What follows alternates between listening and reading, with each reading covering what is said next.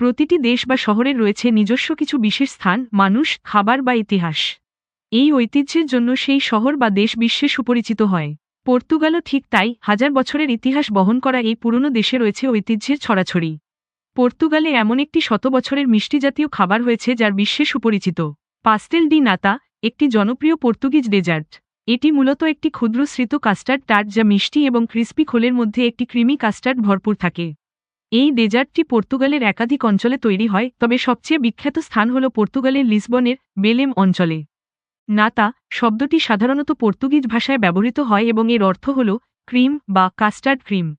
এটি পাস্তেল ডি নাতার ডেজার্টের একটি গুরুত্বপূর্ণ উপাদান, যেখানে কাস্টার্ড ক্রিম একটি মিষ্টি এবং সামান্য মশলাদার পদার্থ হিসেবে ব্যবহৃত হয় যা বেকড পাফ প্যাস্ট্রি শেলের মধ্যে রাখা হয়। পর্তুগালের বেলেম শহরে জেরোনিমুস মোনাস্ট্রি থেকে 1800 শতাব্দীতে এই মঠের নানীরা অতিরিক্ত ডিমের সাদা অংশ ব্যবহার করতে পারতেন, যেহেতু মঠে দুধ ও ডিমের সাদা অংশ ব্যবহার করে কাপড় সাঁটানো হতো।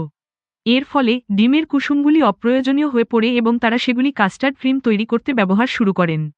যেহেতু মঠের আর্থিক অবস্থার অবনতি হচ্ছিল, 1820 সালের পর মঠটি বন্ধ হয়ে যায় এবং এই কাস্টার্ড টার্টের রেসিপিটি স্থানীয় একটি বেকারি, পাস্তেলিরা ডে বেলেম নামে পরিচিত বেকারি, নিজেদের ব্যবসার জন্য গ্রহণ করে এবং সেখানে এটি জনপ্রিয় হয়ে ওঠে। এটি মূলত দুধ, ডিম, চিনি এবং ময়দা দিয়ে তৈরি করা হয় যাতে ক্রিমি এবং মিষ্টি স্বাদ তৈরি হয়। পাস্তেল ডি নাতা এই মিষ্টান্নটি পর্তুগালের ইতিহাসের একটি অংশ এবং এটি সাধারণত দেশটির বিভিন্ন রেস্টুরেন্ট ও কফি শপে পাওয়া যায়। সম্পর্কে অনেক গল্প রয়েছে। নাতায়ের ইতিহাস পর্তুগালের গুণী সংস্কৃতি এবং ঐতিহ্যের সঙ্গে গভীরভাবে সম্পর্কিত।